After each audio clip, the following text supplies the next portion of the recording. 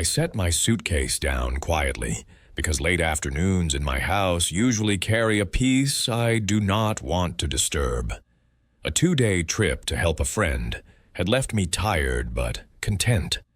The kitchen light glowed. The hallway carried faint sound. I heard Evelyn's voice first, not in a steady tone, but in short, broken lines. I moved toward the living room doorway and stopped before my shoes touched the rug. Evelyn sat on the edge of the couch with both hands around a tissue. Mason stood near the bookshelf with arms crossed and a smile that fit this room as poorly as a spotlight fits a quiet library.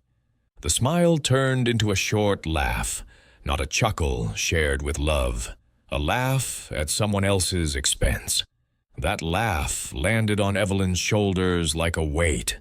The tissue trembled. I stepped into the room. Mason's smile faltered. Evelyn exhaled my name in a way that sounded like a request for steadiness. I walked over, placed my suitcase upright, and sat next to Evelyn without a speech. Evelyn's head rested against my shoulder for a count of 3. Mason started to explain with words that jumped in line too fast. "Just having fun," Mason said. "No harm."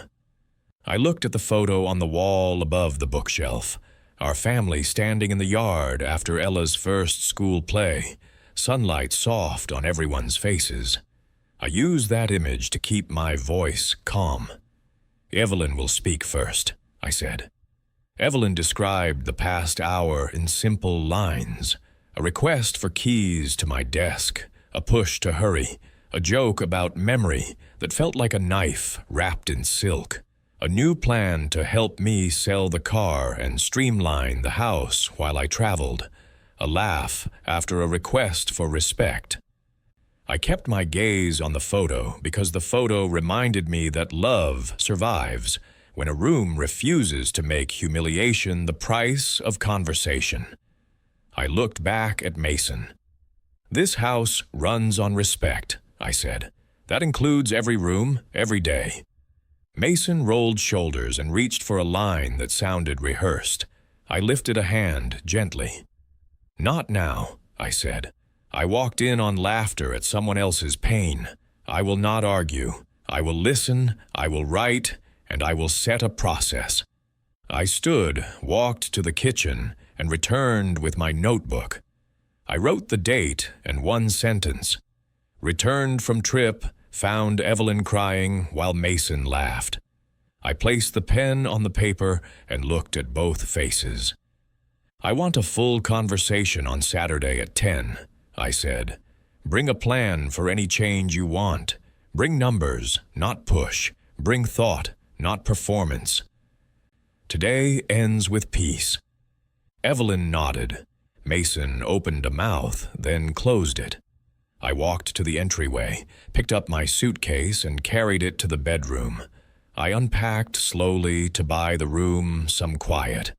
"Before we go further, tell me where you are watching from.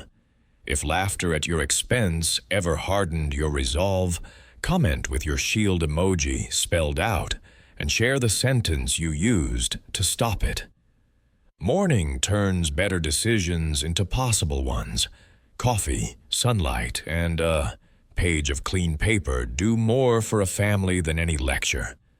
I set my notebook on the kitchen table, placed my father's watch beside it, and wrote a header: Protections.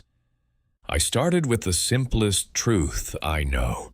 Respect belongs in writing, not only in memory. I called James. James answered with that even tone that signals focus. I described yesterday in 3 sentences. James did not ask for gossip. James asked for facts. I gave the facts and asked for a way to put dignity into documents. "We can secure the house and your wishes with a deed that preserves your lifetime rights," James said. "We can update your will with clear conditions. We can put a care agreement on the table if you want growth, not punishment." "That is exactly what I want," I said. I want a home that stays a home, a wife who feels safe, and a path for change that doesn't rely on speeches. James set an appointment for the afternoon. I called Arthur's office to confirm recording hours in case we moved fast. Arthur confirmed with kindness. I drank water, called my doctor to schedule a basic fitness note for independent living, and texted Grace. "Saturday witness seat?" Grace replied with a single word that always steadies me. "Yes." Evelyn joined me at the table. Evelyn's eyes looked clearer than last night. I slid the notebook across. "I am putting all of this into paper," I said. "Not to win, to keep us safe." Evelyn touched the edge of the page with a fingertip and nodded. "I want peace in this house," Evelyn said. "Thank you for choosing that road." I left for James's office with two things in my pocket, my ID and my father's watch. James reviewed options with plain language. A life estate deed would keep me in possession and control for my lifetime. The remainder would pass to Ella and Leo later. An updated will would protect against pressure and misuses. A care agreement could invite Mason into a year of real help. Nothing flashy, all firm.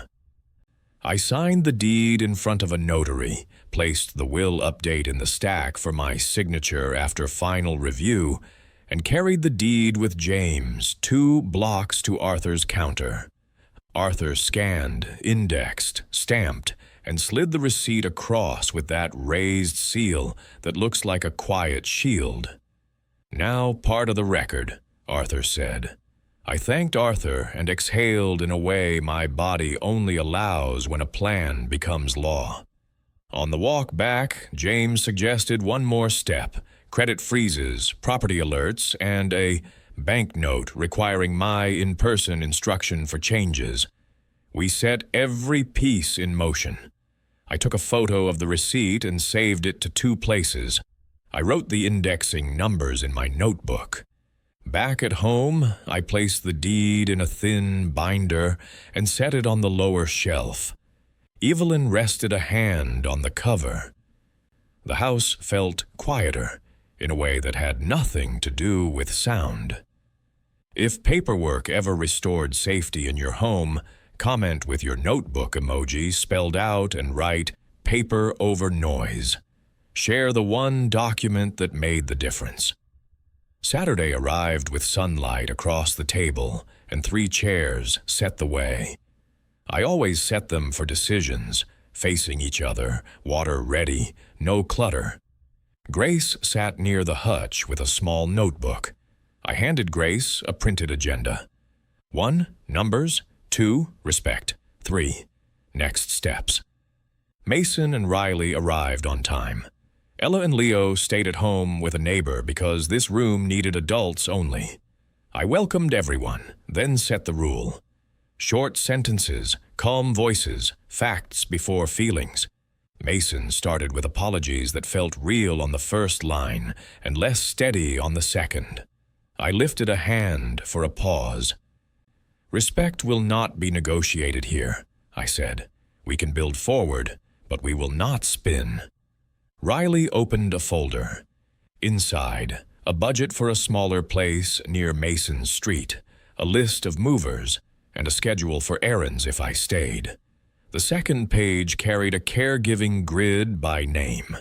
That page counted for a lot. I thanked Riley for the work and wrote 2 columns on my pad: costs if move and costs if stay. I filled both sides with numbers while the room watched a pen teach math. "Now, for my pages," I said. I placed the deed copy on the table, index numbers visible. I keep full possession and control for my lifetime.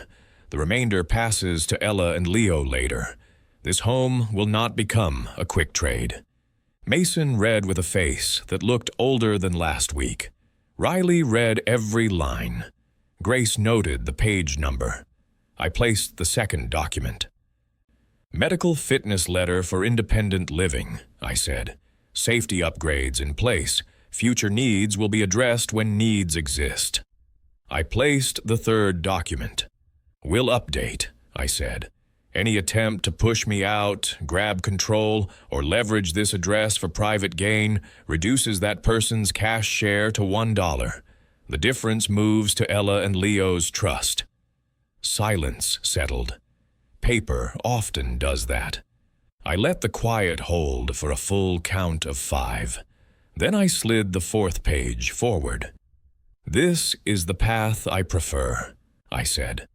A care agreement for 1 year, 8 hours a month of practical help, 2 financial literacy classes, weekly check-ins, no property talk unless I raise it, quarterly reviews with James present. Completion unlocks a modest stewardship distribution that never touches the deed. Mason looked at the page for a long time. Riley traced the "no property talk" line with a pen cap as if that ink could become a fence. Mason finally spoke one sentence that mattered. "I want to earn back trust," Mason said. "I will sign." I nodded and passed the pen. Mason signed. Riley added a support line. I signed. Grace signed as witness and added the time in the margin. I set the pen down with care. We kept the rest simple. We scheduled the first 2 errand blocks. We booked a maintenance Saturday for filters, batteries, and the dryer vent. We registered Mason for the first class through the community college and wrote the date on the fridge calendar. We agreed on a standing check in call every Wednesday at 6. We wrote each item on a printed sheet and placed the sheet in the binder behind the deed. Before Mason stood up, I added the rule that will protect the next 12 months. If the agreement feels heavy at any point, speak, I said. Do not vanish. Do not perform. Tell the truth and adjust your plan before you break your promise. Mason nodded. Riley nodded. Evelyn placed a hand on the table. I took that as consent to end the meeting. The first errand block arrived 2 days later. Mason texted a simple line. Grocery run at 10. I sent the list with exact brands, so memory would not become a battlefield. Mason arrived on time.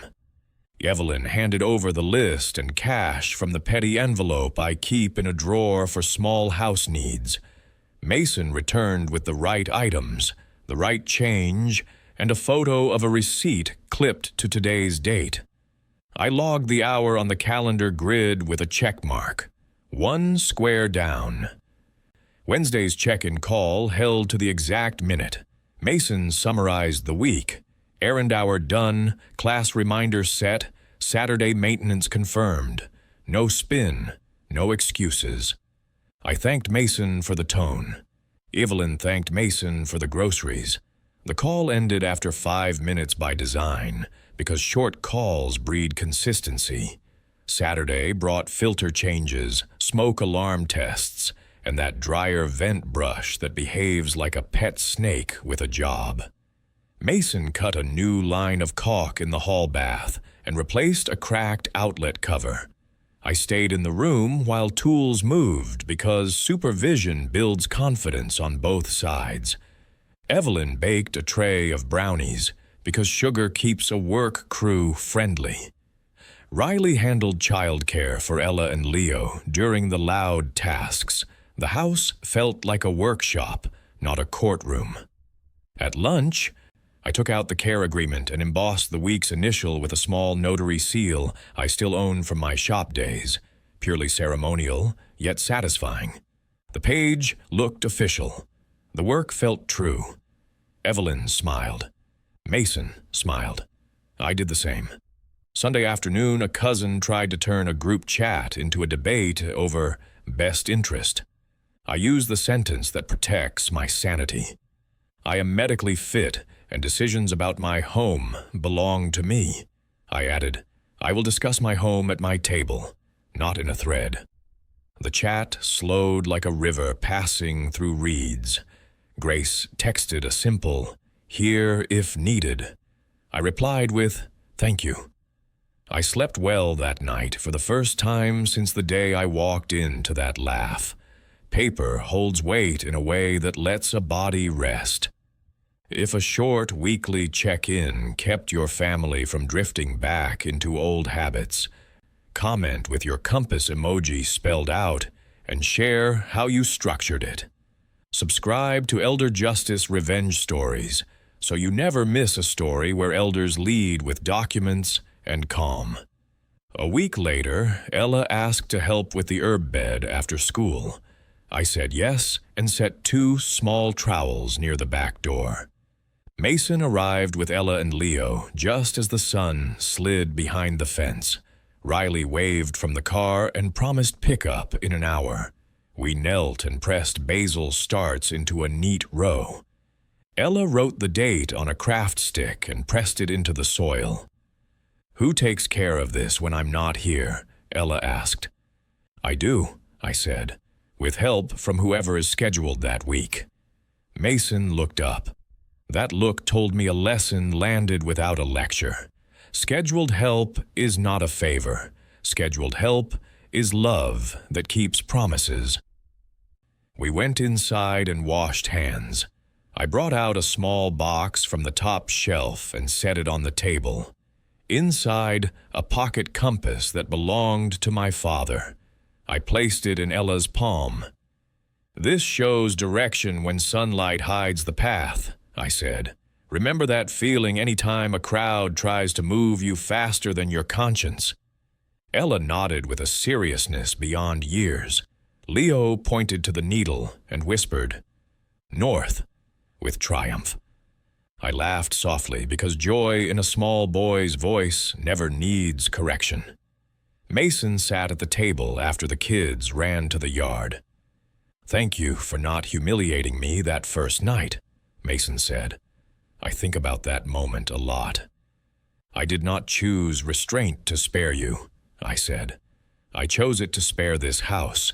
Humiliation teaches short lessons. Process lasts." Mason looked at the care agreement page tacked to the fridge. "I am learning," Mason said. "That is the point," I said. The first sign arrived as a polite voicemail. A banker with a smooth tone mentioned a helpful equity option for improvements tied to my address. The message ended with an invitation to chat together with Mason so everyone stays aligned. I set the phone on the counter and looked at the binder on the lower shelf. The recorded deed sat where I left it. My pulse stayed level. I returned the call from the landline so the number would show as home. The banker started with friendly questions. I answered with facts. "My deed reserves possession and control to me for my lifetime," I said. "The remainder belongs to Ella and Leo. A credit freeze remains in place. No loan, no line. No pledge linked to this parcel will be considered or discussed." A pause followed, the kind that holds truth in the air. The banker thanked me for clarity, a word that always sounds like relief when spoken without spin. The call ended. I wrote today's date next to a one-line note. Bank outreach declined, deed and freeze referenced. I called James next and summarized the voicemail and the call. James breathed the kind of breath that sounds like experience turning on a light. 2 follow-ups, James said. First, a do not solicit letter to that banker and to the branch manager for your file. Second, a mutual notice for the family stating that any discussion about loans or equity tied to your address occurs only with you present at your table. "Send both," I said. "I will keep copies under the deed tab." I printed the letters 30 minutes later and slid them into the binder with a bright marker tab. I added one more layer. A short statement signed by me and Evelyn called the "No Surprise Paper Rule." The statement reads in one sentence, "No document enters this house for signature without a calendar invite and a witness seat." Evelyn signed beside my name. The paper felt small in size and large in meaning. Afternoon brought a knock. I opened the door to find Grace with a bag of lemons and a question that mattered. Need a pair of eyes at the next visit? I answered yes. Grace never turns a room into a stage. Grace records facts and holds them like anchors. I turned the day to simple work, tightened a hinge, cleared a P-trap, wiped the top of a door where dust likes to hide. Hands-on tasks keep fear from writing scripts no one needs. After dinner, I stepped onto the back steps and looked at the non-slip treads Mason installed. The pattern caught light like a quiet promise. I went to bed early and slept all the way through. If a bank or broker ever tried to unlock equity without a conversation that respected your home, comment with your stop sign emoji spelled out and share the exact sentence that protected you.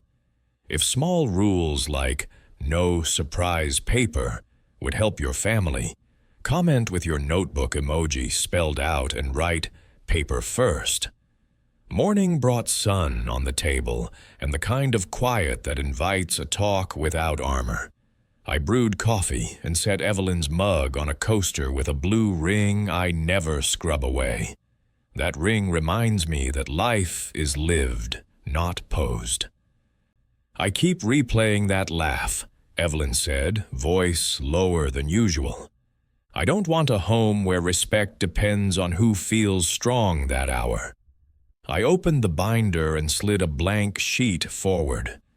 Let's write the house rules in names and ink, I said, not to wave around, to protect peace. We wrote 4 lines and kept every word short. No jokes about age, memory, or speed. No requests for keys or documents when I travel. No group chat opinions about our home. If talk gets hot, move the talk to this table with a witness seat. Evelyn added one I should have written first. If tears start, stop the topic, Evelyn said. We wrote that line and underlined it once. I titled the page, Evelyn's Line. We both signed and slid the page into a clear sleeve, in front of the deed, so the order spoke for itself. Dignity first, deed second. I called Mason and asked for a short visit at noon. Mason arrived on time. Grace sat near the hutch with that small notebook. I placed Evelyn's line on the table. These rules live in this house now, I said. Respect for Evelyn is non-negotiable. No jokes about age or memory. No key requests when I travel. No group chat debates about our home. If tears start, the topic stops. Any concern moves to this table with a witness. Mason read each line, then looked at Evelyn. I am sorry, Mason said. I did not treat this home as a place for care. Evelyn nodded without a smile and without a frown, which is the truest answer a room can give when trust is still learning to stand up. We added the weekly check-in to the calendar and ended the visit before drift could pull the room into old habits. Short meetings protect new rules. After Mason left, Evelyn stood at the sink and looked out to the yard. Thank you, Evelyn said. I needed my name on a page that matters. I pointed to the sleeve. That page sits in front of every other page, I said, exactly where it belongs. 2 days later, the doorbell camera sent an alert. I checked the live view and watched a courier place a large envelope on the mat. I opened the door and brought the envelope to the table. The return label displayed a law office I did not recognize. Inside, a blank care authorization with fields for power over finances, a pre-checked box for residence decisions, and a sticky note. Sign so Mason can help. The note carried a name. The name belonged to a distant cousin who sells insurance and likes to play amateur advisor at family barbecues. I set the form next to the binder and took 3 slow breaths. Then I walked the steps I promised myself on day 1. Step 1. No panic. Step 2. No calls to argue. Step 3. Paper. I called James and read the header over the phone. James asked for a photo. I sent one. James whistled softly, the kind of sound that marks a rookie move wrapped in a professional letterhead. "Return nothing," James said. "We will send a letter stating that no authority will be granted outside the documents already in place. I will also add a springing power of attorney to your plan that activates only if 2 independent doctors write that you cannot manage your affairs. And even then, with a second signature from a monitor you choose, that structure ends these games while still protecting you against real emergencies." "Do it," I said. "Name Grace as the monitor." The letter went out that afternoon by certified mail. The springing power of attorney draft arrived by email for my review. The language required 2 independent evaluations, my primary physician's input and a review by James before any authority would spring into effect. The document named Grace as the monitor with a clear duty. Protect Henry's stated values. Choose less power, not more. I signed the draft the next morning and watched the notary stamp fall like a calm hammer on a nail that held a frame together. While I waited for the mail carrier to collect the certified letters, I carried the envelope from the mystery office to the shredder.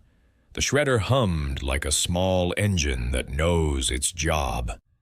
Confetti fell into the bin. I closed the lid and felt my shoulders drop. By evening, Mason called. "A cousin sent a form," Mason said. "I did not ask for that. I told that cousin to stay out of our business." "Good," I said.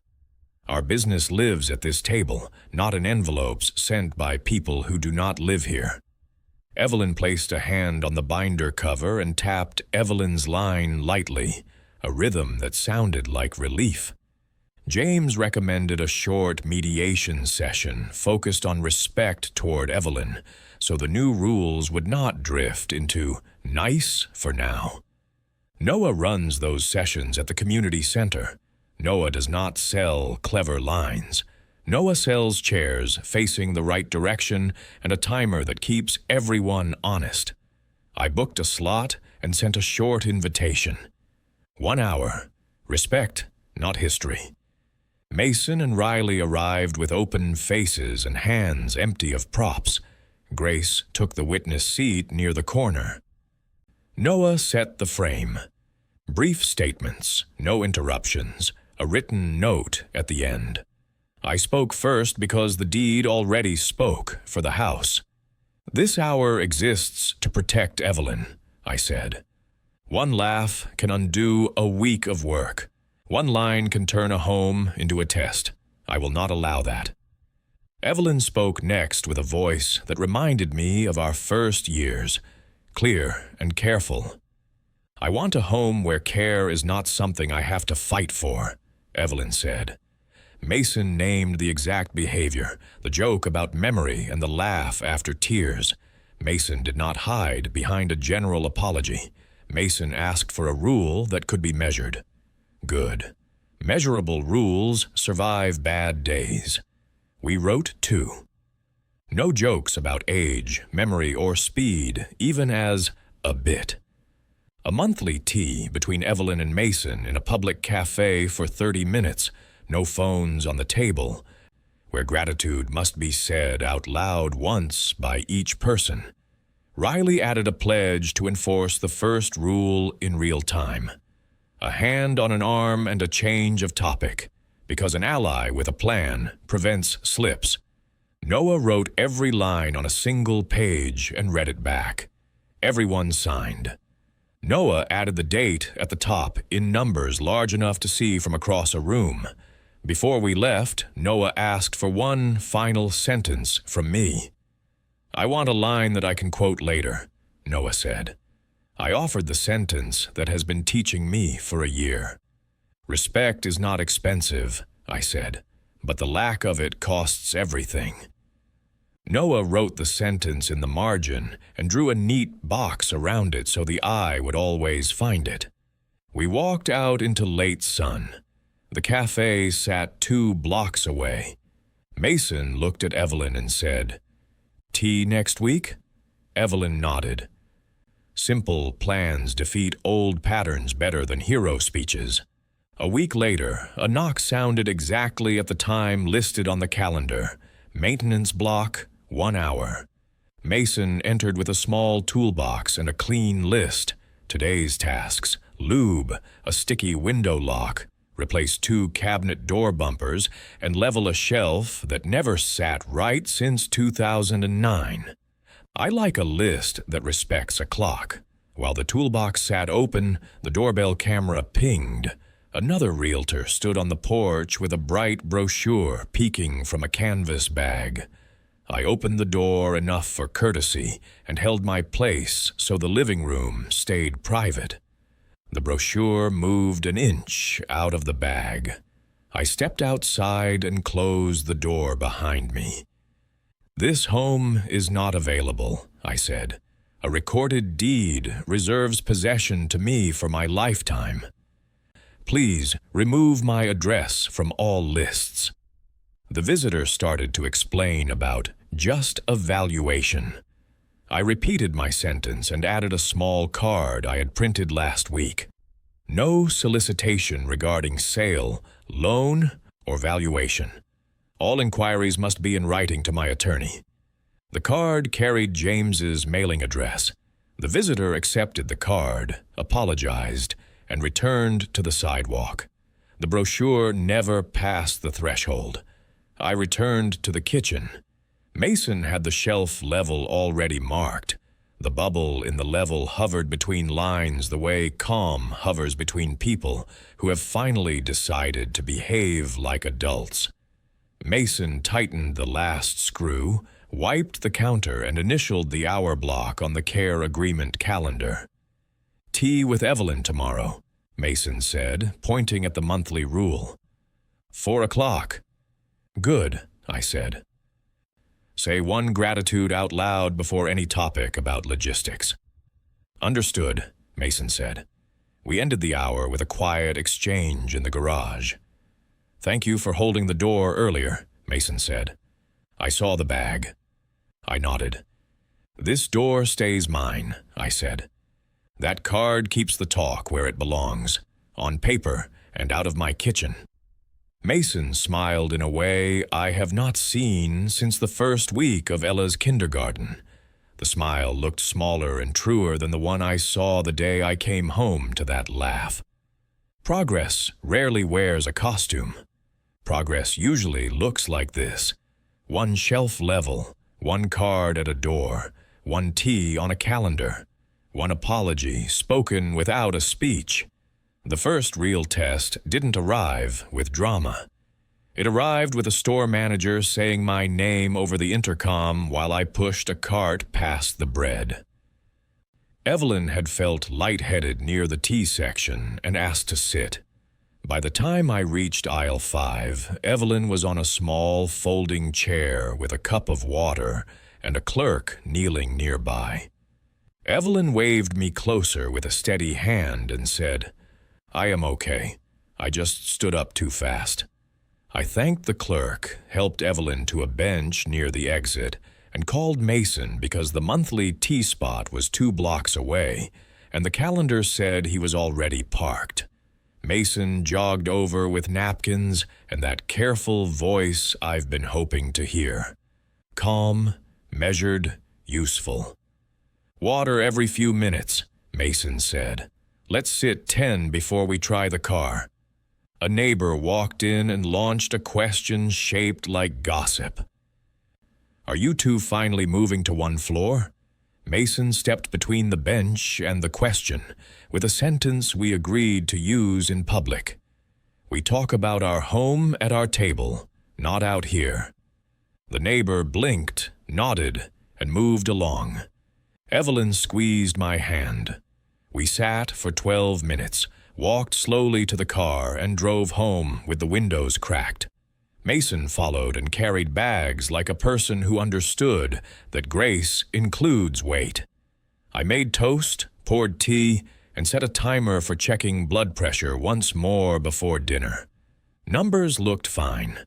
The rest of the day became quiet on purpose.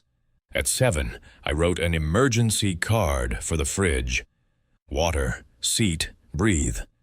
Call me, then Mason, then Grace. If needed, urgent care at the clinic 5 minutes away. No decisions about residence while emotions run high. I texted the card to Mason and Grace. Both replied, "Received." Mason added, "Tea still tomorrow. I'll bring the car and pick the table closest to the door." Evelyn smiled at that line because care hides in those small adjustments. A cousin hosted a weekend cookout and sent a group text that looked harmless. Burgers, music, stories. The stories turned toward money during the second plate, the way some family gatherings do when the sun drops and people forget that curiosity has manners. The cousin who once mailed me that blank care authorization drifted near and raised a topic we already put to bed. "We should revisit your estate plan," the cousin said. "A few updates could free up." I lifted a hand at exactly the point where tone shifts from suggestion to pressure. "My plan is already written," I said. "The deed reserves my home to me for life and passes it to Ella and Leo later. My will includes a condition against tactics. I review with my attorney on a schedule. Estate talk stays with counsel, not at a grill." I didn't wait for a reaction. I looked for Evelyn, who stood near the cooler speaking with an aunt. I asked if she was ready to go. Evelyn nodded without a single extra word, which is how you leave a place when a boundary has done its work. Back home, I wrote one page called Legacy Notes for Ella and Leo, simple lines about what matters more than money, showing up on time, apologizing without a speech, telling the truth before it gets expensive. I recorded a short video with Evelyn at the kitchen table so our voices would travel farther than paper if needed. I placed the page and a flash drive in the binder behind Evelyn's line. The next morning, I mailed a short letter to the cousin. All future estate questions go through James. No informal requests. I copied James and placed a duplicate in my file. Paper ends echoes. A month later, Riley lost a contract. The text came honest and short. "Project canceled. We'll be okay, but we're tight for 2 months." 2 hours later, Mason asked for a small loan with a return date that sounded more like a hope than a plan. I read the message twice and set the phone down. I don't give loans under pressure. I fund work and skills. That rule protects everyone. I called Mason. "Come by after dinner," I said. "We will write something useful that helps today and protects tomorrow." Mason and Riley arrived with faces that carried both humility and the math of a month. I placed 2 pages on the table, a one-time work contract for house projects I had delayed, and a budget session outline borrowed from the same community college where Mason took the financial literacy class. The work contract covered tasks I actually needed done: reseal the back patio, patch 2 sections of fence, clean and store winter gear, and sort the workshop drawers I always promise I'll get to. Pay rates were fair, hours were clear, and the arrangement would end in 4 Saturdays. The budget outline scheduled 2 sessions with a counselor at the college. I offered to cover the counselor fee directly so pride could stay out of it. "I'm not a bank," I said softly. "I am family. Family pays for work. Family pays for skills. I will not pay for a panic that returns in 6 weeks." Silence held for 15 seconds. Then Riley nodded with relief I could feel from across the table. "Thank you," Riley said. "This keeps us upright without making us small." Mason signed the work contract and wrote the first Saturday date on the calendar. I wrote the counselor's number on the budget outline and slid the paper across with my old shop pen, the one with a dent near the clip that reminds me how many days that tool held my life together. Over the next month, we treated 4 Saturdays like a small business. Mason arrived on time, brought receipts, and left the patio cleaner than it's looked in years. Riley bagged gear, labeled bins, and set aside 1 crate for donation. We ate lunch without heavy talk and kept focus on tasks. The budget sessions produced a 1-page plan with a buffer category labeled Surprise, because anything without a buffer is fantasy. At the end of that month, I paid the final invoice that Mason wrote by hand with neat lines. The envelope did not travel through a thread. The envelope traveled across a table that now holds more respect than it did 6 months ago. The care agreement reached the final square. We met at my table with the binder, the calendar, and a cake Evelyn bought from the small bakery that writes nothing on top because sugar doesn't need slogans to taste right. Grace took the witness seat. James joined by video for 10 minutes to keep the paperwork clean. I read the year aloud like a logbook. 8 hours a month, completed every month. 2 financial literacy classes, takeaways on the fridge after each. Weekly check-ins, no misses. No property talk unless I raised it. Tea with Evelyn every month, 30 minutes, no phones on the table, 1 gratitude spoken out loud by each person. Evelyn spoke first. "The tea mattered," Evelyn said. "You looked me in the eye and said thank you for concrete things." Mason nodded and gave a specific example. "Thank you for the way you label the calendar so I never pretend I forgot." Riley added a gratitude of her own for the pantry list that saves them from buying extras. I turned to the final line of the care agreement. Completion unlocks stewardship distribution separate from deed and remainder. I handed Mason an envelope equal to the amount we wrote on day 1. Modest, steady, meaningful. I also opened a small skills fund that releases a short amount once a year if 2 conditions are true. The budget holds within 10%, and the weekly check-in stays on the calendar. The fund sits in its own account with rules printed in clear lines. "This does not reward pressure," I said. "This rewards practice." Mason placed the envelope on the table and didn't touch it for a full minute. "I learned how to help without turning you into a problem to be solved," Mason said. "I learned that speed belongs to emergencies, not to families." Riley added, "I learned to guard jokes with care." We ate cake and cleaned the plates without fanfare. The binder stayed open to the page where we signed 12 months ago. I looked at that page and the date above it, then at Evelyn's line, in front of the deed, and felt a quiet alignment run through the room like a plumb line finding straight. Before the night ended, I printed a single card for the fridge. Door stays mine, tea stays on the calendar, respect stays said out loud. Evelyn placed the magnet above the card and smiled.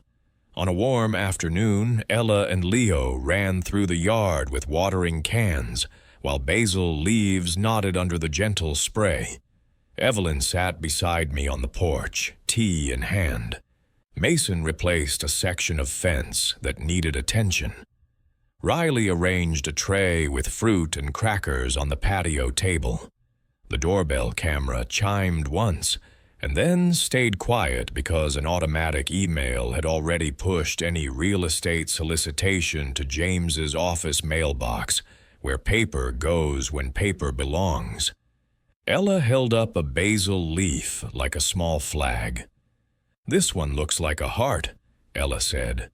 Leo announced that his watering can made rain that minds its manners. We laughed in a way that belonged in this house, a laugh not at someone, but with someone. Mason wiped hands on a towel and joined us on the steps.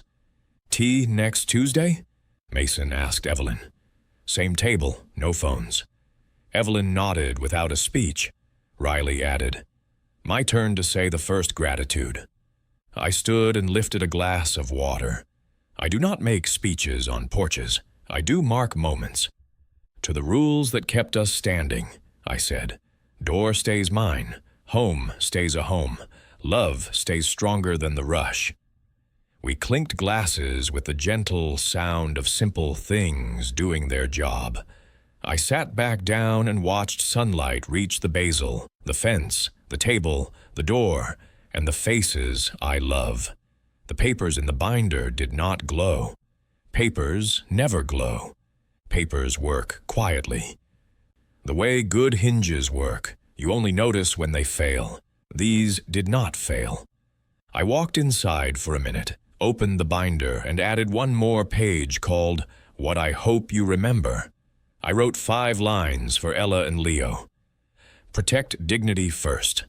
Put hard choices on paper. Choose process over performance. Say thank you out loud where people can hear it. Laugh with people, never at them. I placed the page behind Evelyn's line, closed the binder, and set my father's watch on top. The second hand moved the way it always moves, steady, honest, free of hurry. I rejoined the porch, took Evelyn's hand, and let the house be what it was built to be. A place where care arrives on time.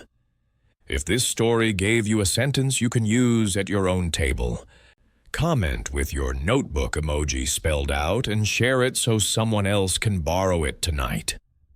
If you believe dignity should lead every room, comment with your house emoji spelled out and write, "Respect first." Thank you for staying with me to the end.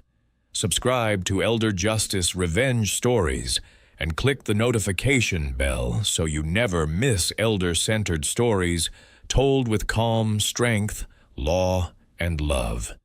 If this helped you, share it.